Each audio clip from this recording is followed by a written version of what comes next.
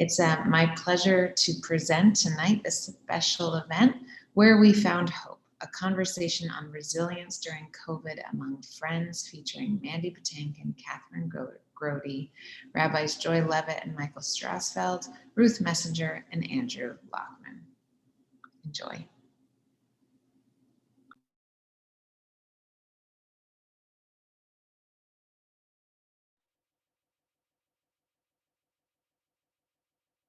So first of all, Chag Sameach, everybody. Shavuot, of course, is the holiday that we celebrate the receiving of the Torah. And at the JCC, we understand receiving the Torah in a very, very large way. Torah is a very, very expanded idea for us. What is it that we really want to learn about ourselves and one another and the world, and how do we engage in an active conversation with one another and with the tradition to keep growing and to keep learning. So I couldn't think of a better group of people that I would want to spend Shavuot with. And if you don't mind, since you're all friends, I want to get personal really quickly. Actually, first, let's introduce ourselves. Ruth and Andrew, one sentence about you. Ruth. I'm Ruth Messenger. I'm a social justice lunatic from the word go. I've been doing it for a very, very large number of decades, and I'm privileged now to be doing social justice work at the Center for Social Responsibility at the Meyerson JCC, among other things that I do in my life. That's me. Thank you. Andrew. Andrew Lachman. I've spent the last 40 years working to improve education in the city and the state of Connecticut, and have been fortunate to be married to the woman to my left. Yeah, we're going to get to that in a minute. Kathryn. Oh gosh, one sentence, huh? I am an actor and a writer, and I would feel really self-conscious in front of Ruth saying I'm an activist. I am an activist that has not done enough since the 60s, but has been learning to do more because I want democracy to last through my children's and hopefully grandchildren's lives. And as Michael knows, I'm a Southern California Jew, which means social justice, Rosh Hashanah, and Passover. I am married to this guy who grew up with a different definition of that in Chicago. My name is this guy. This guy. My name is Mandy Patinkin. I'm a Ruth and Joy and Michael and Andrew groupie. You have a few other things, but we'll get to them. Michael. I'm Michael Strassfeld, and obviously sitting next to Joy here. And I was a congregational rabbi for a bunch of years. I've now retired and working on a book entitled Judaism Disrupted. Ooh, I like that, Michael. More on that later. And I'm Joy Levitt. I'm the CEO of the Marlene Meyerson JCC in Manhattan, and I would say I share Mandy's feeling that I'm a Kathryn, Andrew, Michael, Ruth groupie. What I really mean, I meant it earlier when I said I want to get personal really quickly, and I want to start with you, Kathryn and Mandy, because you have used COVID in this kind of very surprising way about your relationship. And so I want to talk, I'm giving you fair warning, Andrew, Ruth, and Michael, that I want to talk about the stressors and opportunities that COVID has provided for relationships, and start with you and how that all got started, and what you want us to, what's the Torah of your relationship during this period? You know, Joy, as Michael would probably tell you, I get anxious when I hear what's the Torah of our relationship. I like it brings up all that I don't know. When I'm having post-traumatic stress here, looking at Michael and remembering when he was bar mitzvahing Isaac, and I put together Isaac's bar mitzvah book, and before I had it printed, I brought it to Michael to just make sure I did everything right. And being Michael, he said, it's really beautiful and it's wonderful, except you put all the Hebrew upside down. Can I just take a pause on this and just say to everybody, there is nobody that I know, with the possible exception of Michael, that doesn't have anxiety about what they don't know about Torah. Mm-hmm. I don't know what it is about our tradition that creates a feeling that we just don't know enough. I can tell you, Kathryn, that I've been a rabbi for, I was ordained in 1981. You do the math, right? And yet I still feel like an imposter when it comes to Judaism. So perhaps for the sake of this session, let's just park that. Let's just assume that we're all learning, which I think is true. So what have you learned about him and about this time when you sort of found yourselves in a place that you didn't expect? Well, it just occurs to me, Joy, one of the things I always felt about Mandy, he might struggle with ordinary daily stuff that is easy for other people. I wouldn't have wanted to have a baby or two with anybody but him. And this crisis, he was calmer about it than I was initially. And I'm a usually glass half full, and he's more of a glass half empty, except in a crisis. He saw this as he's on the road all the time. I'm doing work. I was in Seattle. He was touring across the country. I'm going to the theater. I'm meeting different people. And suddenly all of that was shut down. We are very blessed to have this place upstate, and it was always a reprieve from the city, which I didn't want to be reprieved from, and he did. And he saw it as a real opportunity to be quiet in a good way. Well, I'm having a little trouble, Mandy Patinkin, quiet. So what do I not know about you, Mandy? I'm having an equal problem with that. I thought it must be the milkman she's talking about. You know what it was? Maybe it was his meaning I would be quieter. There's no people, there's no restaurants, there's no theater. We couldn't have people over. It was really just the two of us, and then our younger son, who was on a horse tour across America and had to park the horses and was really frightened about us at that beginning stage. Yeah. And so I've become more appreciative of nature and of quiet. And Mandy has said that we've spent more time together in 43 years than we ever have in a consecutive. Wow. And for the most part, that's been a good thing. Mandy? Well, there isn't. You have a different story? No, many similarities, but there isn't a day that goes by that I'm not acutely aware of all the loss that's taken place and suffering, both at home and all over the world. And we need to continue to be vigilant about that and getting everybody vaccinated. We have to talk about that all through this talk. It's so important. I just spoke to a dear friend of mine who trained at NIH, I believe it's called, with Fauci. And I said, we have this social media platform. We meet people. People don't want to take the vaccines and stuff. And they have these false information systems that they get through, social media or whatever it's called. I said, I think it's important that one is polite and listens first and foremost to someone, but then I think it's important that we have the information to feed back. And I'm getting a crib sheet so that I have the proper information to feed back, because as long as there's one person on earth who isn't vaccinated, it's not a good thing.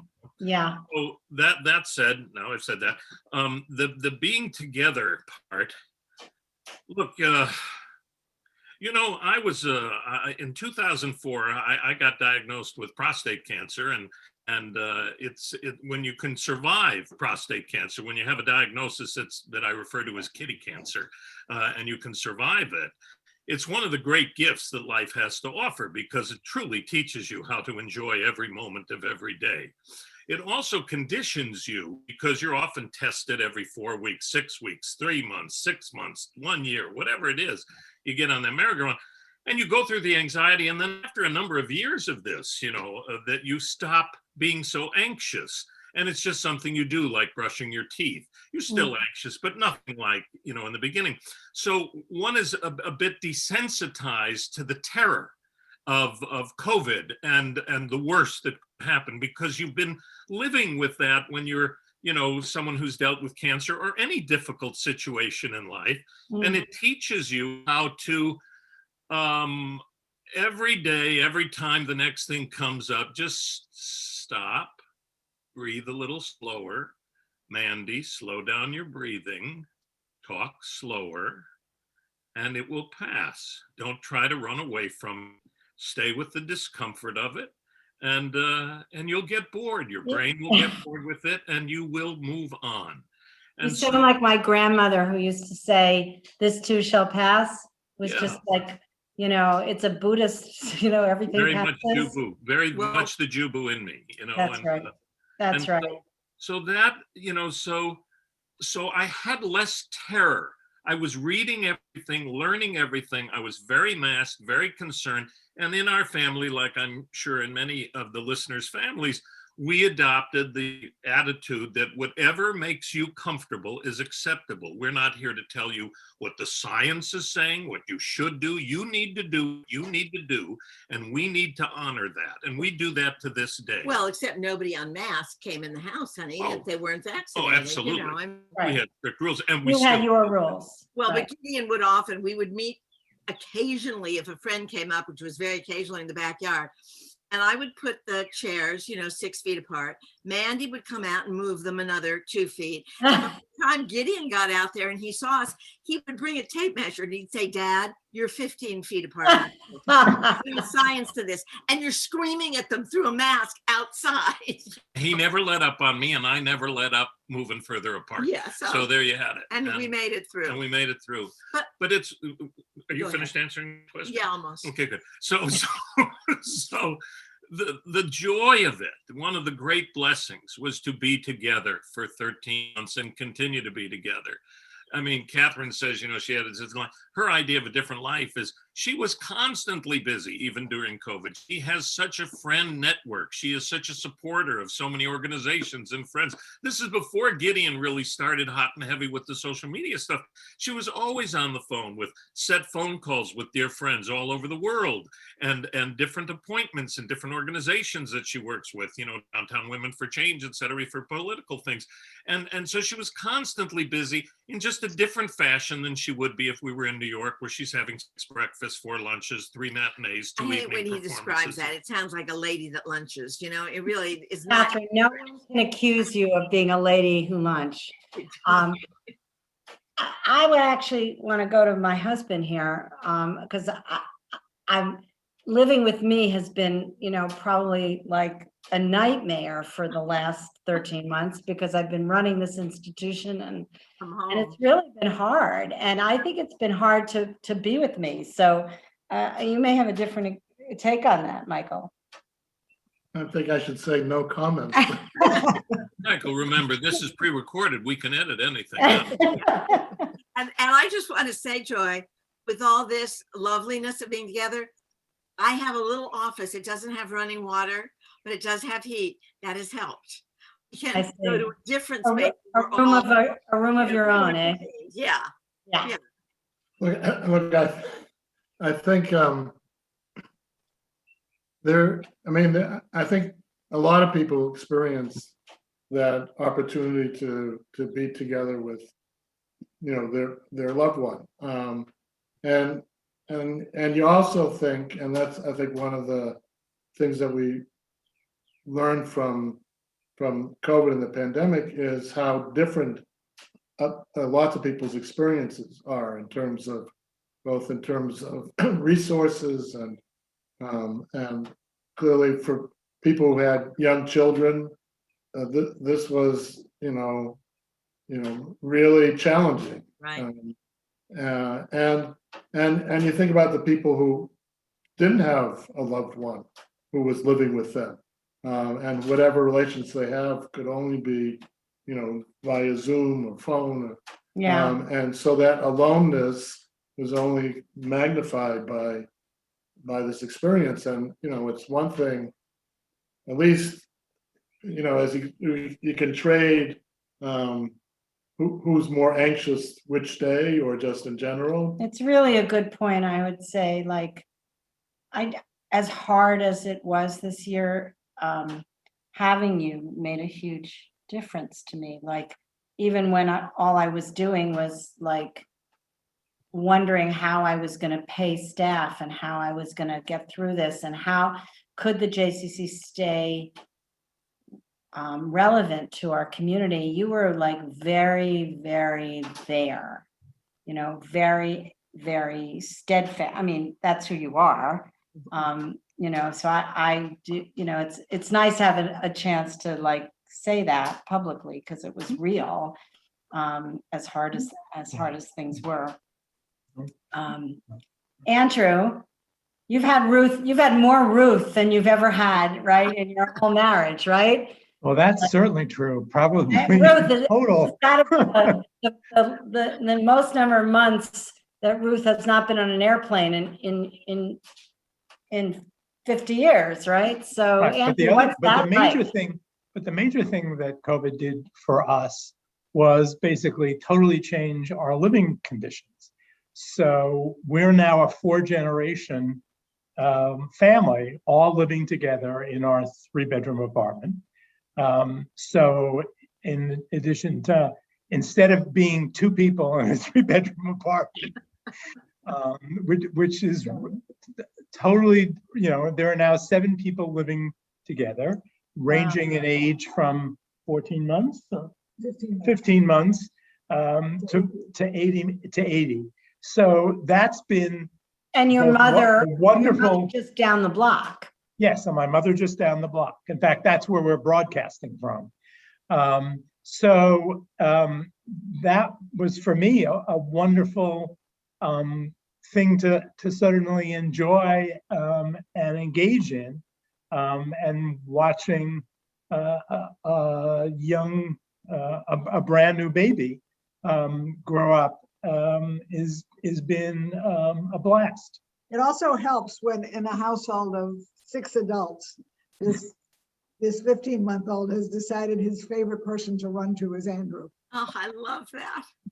I don't know you that well, Andrew, but I knew you'd never experienced a baby. And I was concerned about you before the pandemic with the baby. I was very thrilled to hear how much this baby adores you and you adore the baby. So I'm very interested. I don't mean to throw a wrench in it, but I'm not sure if Ruth has mentioned to you, we're having some plumbing problems and we're going to be moving in for about 4 weeks. I would say that was fine, except for the fact that we really do have plumbing problems. But at the moment, our kitchen we're okay. I checked it out. Out of order. Your plumbing problems do not compare to ours, so it's fine.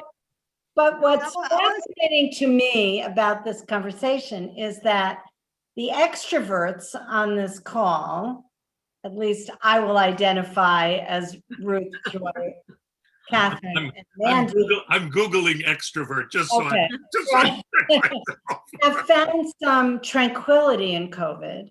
Mm-hmm. And the introverts have found some opportunity. And that's really kind of interesting to me. It is really. I love the way you frame that, Joy, because I hadn't thought of it that way. It's really true. I mean, for Michael, one of the things that's changed is instead of our Shabbos circuit training, whose house are we going to this Friday night or Shabbat lunch, which I hadn't realized was such an important part of my life until I couldn't have it. Yeah. Right? But instead, we had my sister and my grandchildren and my mother pretty much every Friday night.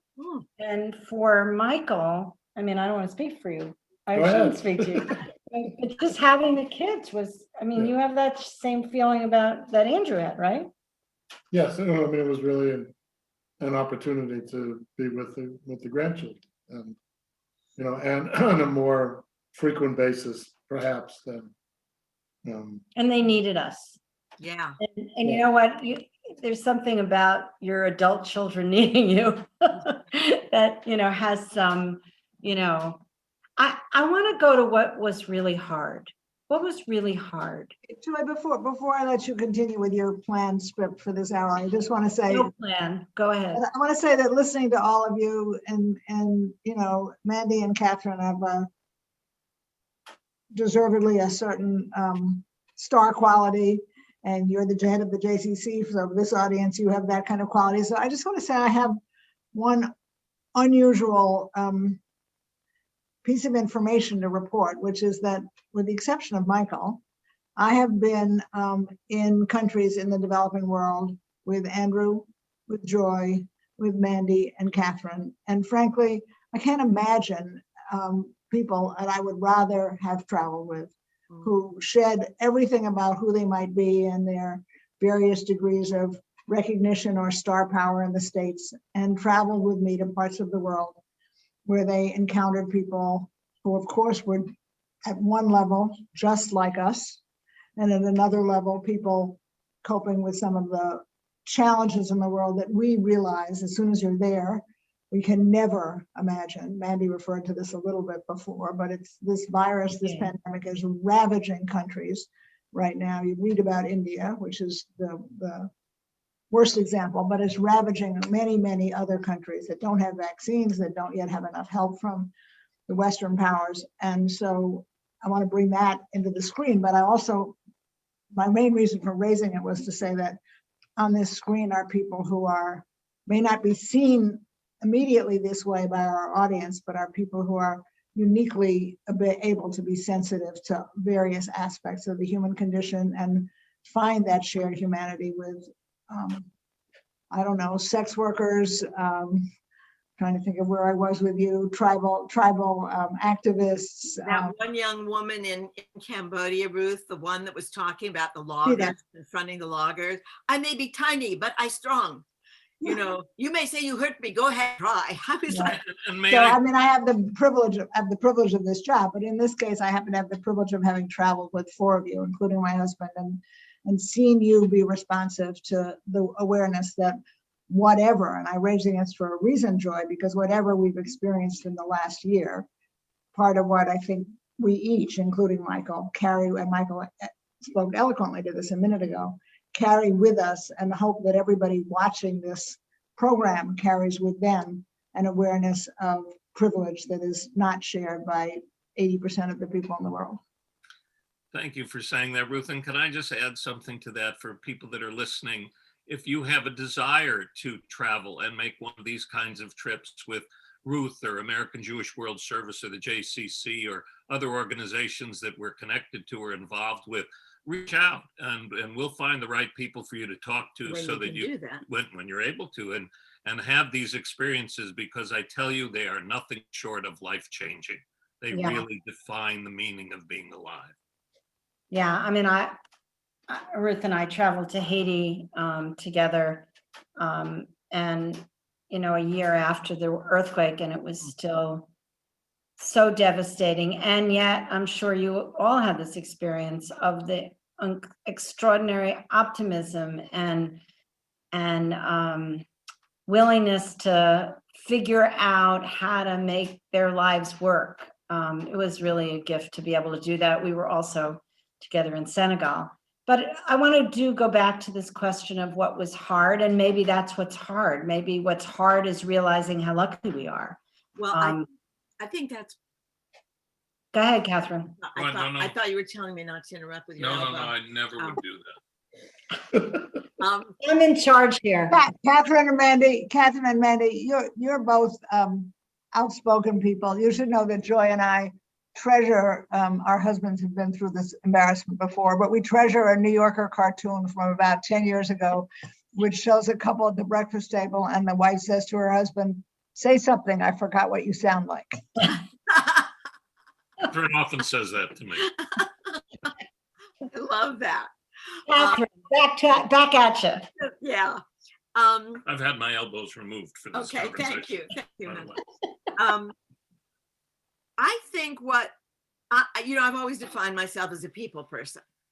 I really love all kinds of people, different kinds of people. I'm very much fed by them. So being cut off from not only new people, but from people I've known for years that are in my immediate circle felt a little kind of a small death to me. But it's also what you referred to, Joy. I didn't feel I had the right to be sad. I had food, I had shelter, I had a partner. How could I possibly be in grief about anything? I did not feel I had the right when there was so much bigger suffering in the world. And so, I mean, I think that's often a struggle of privileged people. And I think the way some deal with it is you share as much and participate as much and to kuna lama as much as you can to even, the opportunities and the unevenness in the world. But Yeah. that was, I felt profoundly sad. I felt terrified about the world. I felt terrified about the election. I thought we should really buy a place out of America, a little something in Costa Rica. And my son Isaac said, Costa Rica, Mom. I said, yeah, you can be a citizen there pretty easily. And he said, and I said, they have no standing army. He said, right. Do you like insects?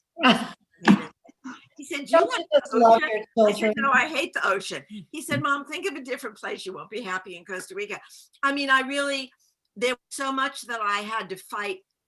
I felt horrible for people that were in horrible circumstances. I felt terrified about the virus. I was pissed that I knew what it looked like, which wasn't helpful for me because I was constantly seeing this thing with tentacles. And I really believe that your brain affects everything, and I kept picturing it getting me. Wow. And I felt unbelievably isolated, and I love my husband profoundly, but I needed people. And he was worried enough about my state that we rented a recreational vehicle from Cruise America and drove with our younger son and our rather large dog to visit our older son and his fiance when they were in Colorado this summer. I get it. I totally get it. I felt I had to know when I could see him because it did feel it was possibly never, Joy, you bring up an interesting question. I'm so curious for the two quieter folk, which are Andrew and Michael. What frightened you the most during the past 13 months? There's never going to be an end. Interesting. But I mean that basically I spent these 13 months basically in our apartment and going for walks in Central Park. But in terms of connections to other people, there were basically none. Work was done via Zoom, which if I could have basically pulled the plug, I would have. It basically didn't go anywhere and didn't see anything. I mean, I've been once to the museum at MoMA and once to the museum at the Met in 13 months. Yeah. So that's feeling like this thing is just never going to end was the thing that was hardest for you. Michael? I think particularly at the beginning, I think the hardest thing was, that sense that I could die. Mm-hmm. I think it was, the first time I felt in the group that was particularly in danger, right? That wasn't that it was unaware of my age, but it just felt okay, that's, and and it wasn't, as you get older, obviously the sense of possibility of dying becomes more real, but and I've thought of, and the whole way it could unfold, which would be, you'd be in a hospital and you would be alone without family.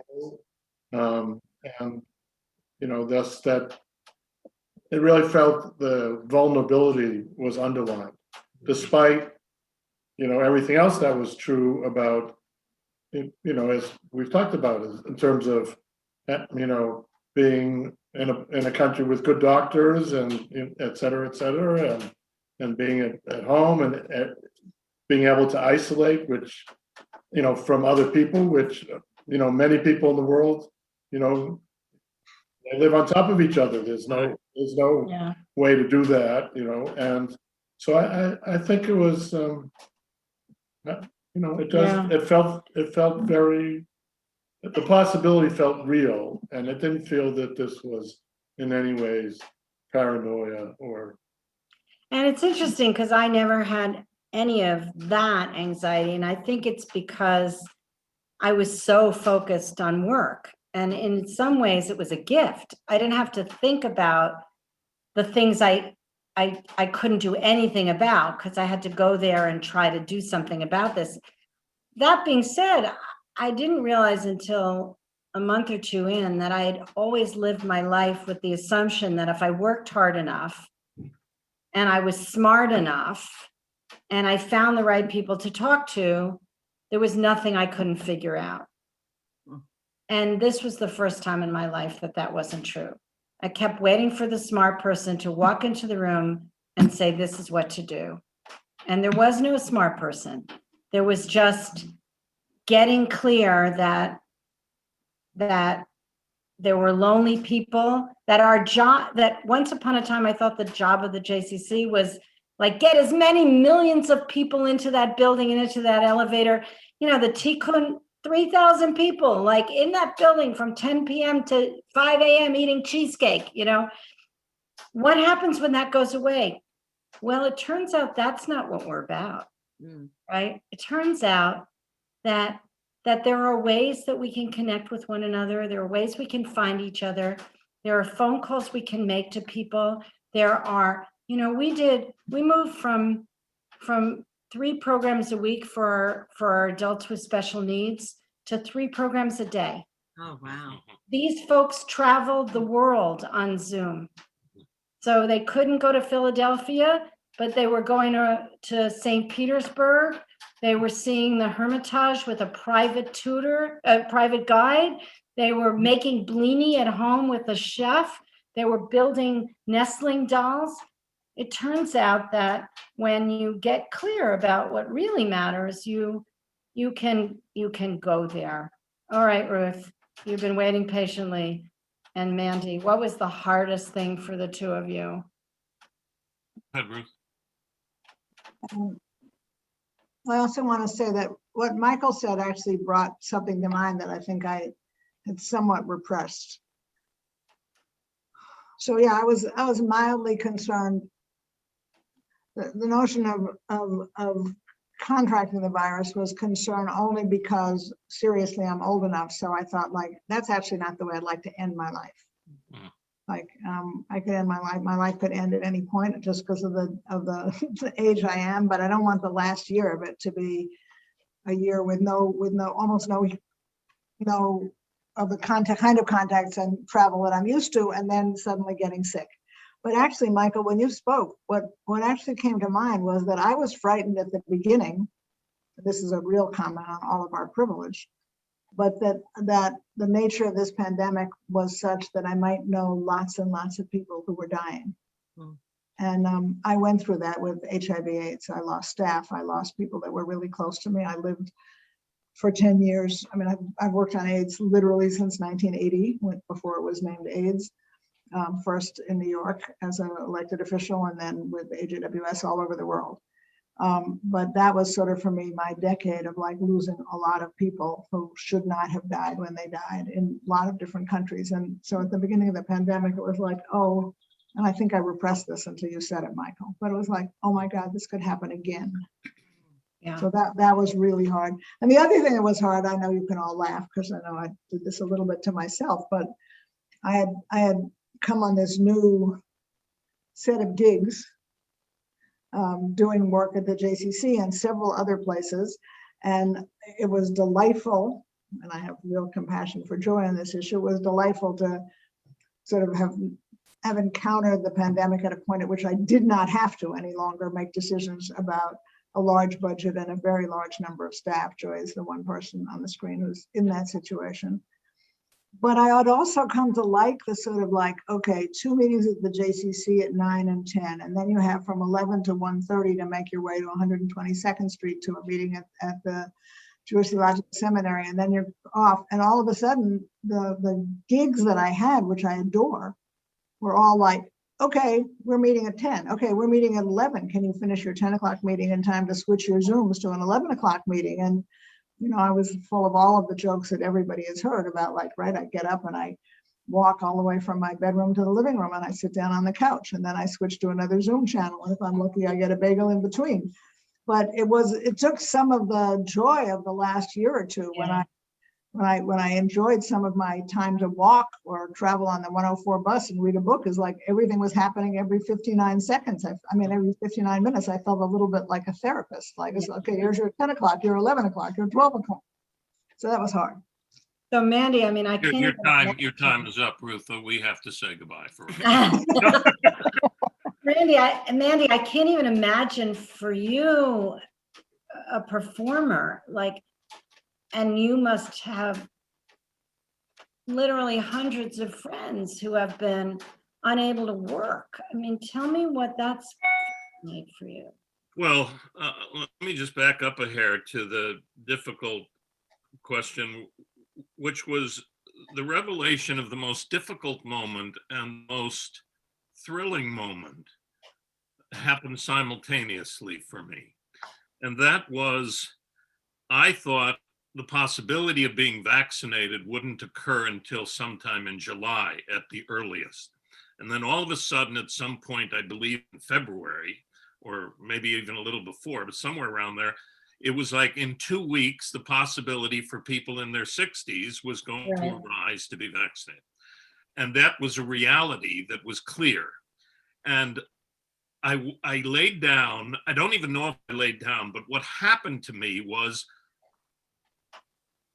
I recognized how much I had repressed, how I was stunned about the amount of stress that I wasn't attending to, paying attention to, aware of at all, and that that the world was off my shoulder. And all of a sudden, I felt like a drowning person could, that I could breathe again. And at the exact same moment that happened, I also thought, oh my God, just the magic of who we are as entities, that our system was so protective of our nature to keep us from dwelling on such darkness for the existential question of it all, that the strength that we have that we're not even aware of takes care of us, even if we don't want to open the door to let it in. You know, I had this experience when I had my first vaccine. I had so much gratitude. I didn't know what to do with the experience. I bought chocolates for the nurse, and I gave it to her. She cried, I cried. I was filled with that unbelievable gratitude. And then I had a second shot, a bad reaction. All the gratitude went right out the window. Like, I think this challenge, and now I'll maybe move to our last question, is what is it that is now in our suitcase as we move out of this phase of the pandemic? What is it? You know, for me, it's like, Judaism calls it, we do this every morning. We're supposed to wake up and express gratitude. And I don't do it. I mean, I don't pray every morning. I can barely get out of the house with with my clothes on every morning these days, right? But this notion of a gratitude practice that you're not going to just feel it. You actually have to set something up that's going to enable you to hold on to that feeling like, oh, I woke, just what you said. Oh my God, I can do that. So that's my question for all of you, which is, you've got now an empty suitcase to which I'm asking you to put in, what are you taking out of, what do you want to bring with you out of this year? What do you want to be sure that when we get back to crowded elevators and crowded Broadway theaters and big screen movies and Tikkun Leil Shavuot with 3,000 people, what is it that we want to remember from this year? Andrew, why don't we start with you? I think connection to family members. When you basically can't see people, the good news is they can move into your house, but they're all going to go. Not everybody thinks that's good news, Andrew. I just right, no, but and they're not going to stay there, right? I mean, they're there because it made sense, and we were welcoming. But they're not going to be able to maintain that status because there's professors in Miami and they've got to go back and do their job, because remote and Zoom, fortunately, won't be the only way to teach people. So I think that the notion is you have to, under different set of circumstances, make sure that the relationships that we've built are favored and fostered. And that doesn't just happen, right? Like, right. That's all. Take them for granted. Now we don't take them for granted, but they're going to go back to Florida, and your great grandchild is going to go live with his parents, God willing, someplace else. And then how do you hold on to the good stuff, right? Right. And what do you build in? I think that's called Friday night Shabbat dinner, personally. Like, I am like really a big fan. I have noticed that, in COVID, I've made challah almost every Friday afternoon, just so that I would be able to have a reason to turn my Zoom off at 3:00, because that's how long it takes to get the challah, right? So it was like, how do I force myself to be a human being? And for me, it was challah. Like, will that last? Will I be able to continue to do that? Only if I figure out how, because it's not going to just happen, right? Well, also, go ahead, Kathryn. I'm sorry. Also, if you incorporate that knowledge, that learning into your new normal. Yeah. And I think it's really hard. There was so much talk of the limitations of this form. And Friends, where we talked about, when this is over, I'm going to inappropriately hug you. I'm going to never stop hugging. I'm going to hug you 100 times. And then the first friend that you get to see and you hug, ear hugs, and then wait, we can do a whole hug. And then it's, okay, is that it? I mean, this thing that we were that it becomes so unattainable. This ordinary practice had become so miraculous. And then when you get to do it, I remember a friend of mine in a play once said, you get cancer, you pray to God, you say, I'll be a better human being, I'll learn to play a musical instrument if I'm well. And then you're well, and it's like, oh my God, I'm having a bad hair day, Yeah. And, Gideon will say to me during this period, he say, how are you, Mom? Sometimes. And I go, are you alive, Mom? Are you alive? Is everything working? Is it a beautiful day? I mean, he really believes in being, I don't think he knows it's a Jewish tradition, but he practices gratitude. And so does Isaac, who in our family has kept Shabbat, and he would always say to us, guys, you've called me 10 times Friday night. COVID and not COVID, I don't answer the phone for 24 hours, Really? Yeah. And I think to be able to take. That's because of the rabbi who bar mitzvahed him. Yeah. Yeah, and if I'd let him stay in Heschel, he probably would have been a rabbi. Anyway, that's another discussion. I think how to take, my comfort, my sort of introduction to the benefits of a quieter time, less packed day. Some of that was fear, of the quiet. So Yeah. I'm hoping that as things return to more normal, that I'll be able to incorporate my appreciation of the benefits of quiet and not packing things back to back. Yeah. And gratitude you talk about, and I'm hoping to keep a more active political process going on an ongoing basis, and practice being socially skilled again. Joy, I feel it's a muscle that I always took for granted I was pretty good at. Now I feel it's sort of atrophied a little bit. I have to Interesting. practice again. Trust me, that one's coming back. You don't have to worry about that one. She Michael, he when didn't you- lose it. Yeah, well, Michael, what's in your suitcase? Well, I was thinking we're celebrating the holiday of Shavuot, you said at the giving of the Torah, and I just, excuse me, I just came across a teaching of the Sfat Emet, who's a Hasidic teacher of the 19th century, who talks about how Torah allows you to rise above nature.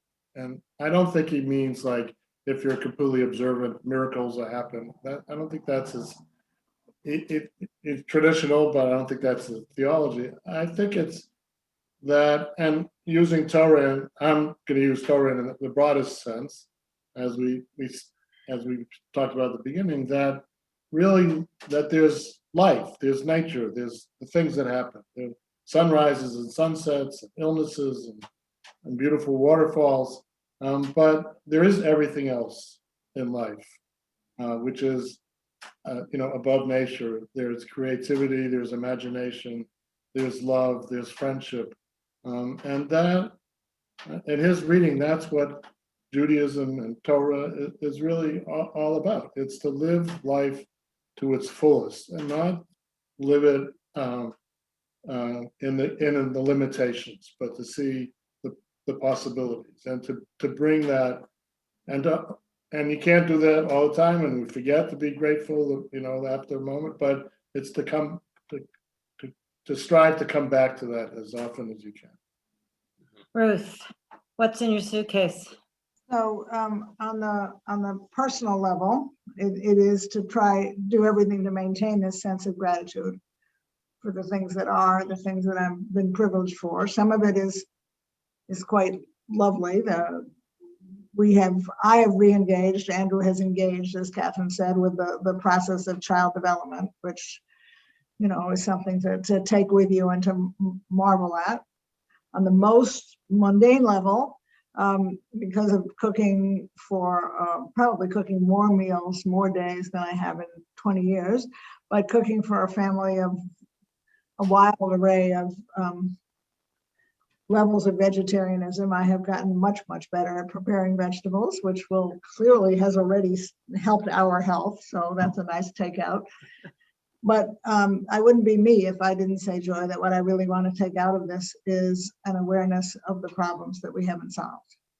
The first thing that COVID laid bare within 2 months was the unbelievable class and race disparity in healthcare in this country. And it's only gotten worse. And now we have as a compounded issue, the unbelievable disparity between basic healthcare in the West, as bad as it has been during this pandemic, as opposed to healthcare or health services in the global South. So we have a lot of work to do right here. We need, with our new city administration, because everybody's going to remember to vote on June 22nd, to look at the failure in this city and then the failure in this country to be prepared for a disaster, and in this case for a pandemic. We cannot allow that to happen again, because it's unfortunately not the only pandemic. And on the global level, in case somebody wants something to do, as much progress as this new Washington administration is making, and I think it's quite extraordinary, we need to release the controls, the patents on these drugs. We need to just give them to the world tomorrow. It's inexcusable that we would harbor for anybody's financial gain or protection secrets to making drugs that will save lives.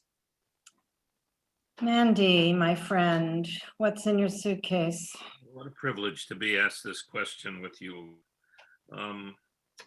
It's two things. Let me say the second thing first, which is Ruth reminds me of, that whoever your mentors and teachers and voices of inspiration are, and mine are sitting in these squares, right, as we speak.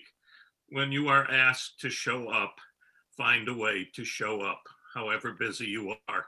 It will help your day, your life, and the world. So that's one of the gifts of being asked.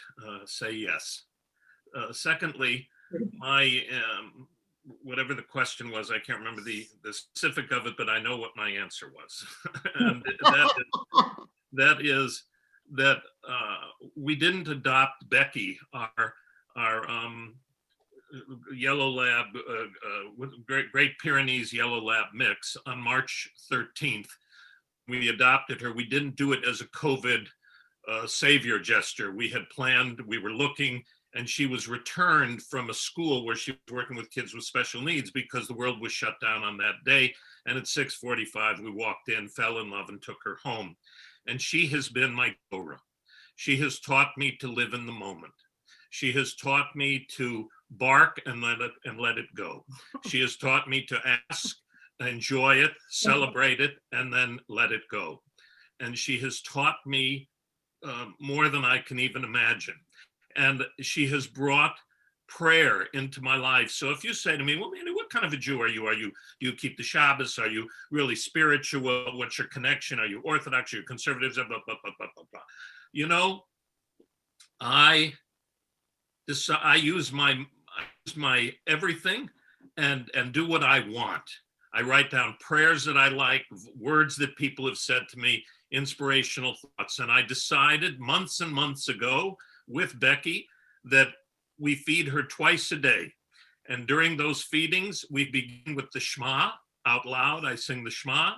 Then I do my dear friend Debbie Friedman's both verses of the Mishaberach for the whole world. And then I do the Motzi. And then I put her food down and she looks at me until I say, okay. And then she goes and eats. And we do that twice a day.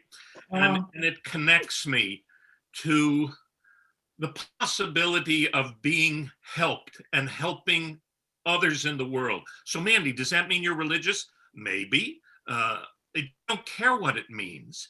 It is my background, which is a conservative kid from the south side of Chicago, growing up with Judaism, prayers and echoes and friends like Debbie and Michael in my head. And they talk to me and they help me and they're fun, they comfort me and they get me through the day and make me look forward to the possibility that what, as a friend of mine said once, what if it works? Hey, Mandy, I don't know if you know that Debbie had this beloved dog named Farfel. And I have Farfel's number in my phone. And right now, somewhere she's thinking, Mandy finally gets it about the dog, right? I do. Okay, wait, Joy, we end with what's in your suitcase. Yeah. Thank you, Ruth. Well,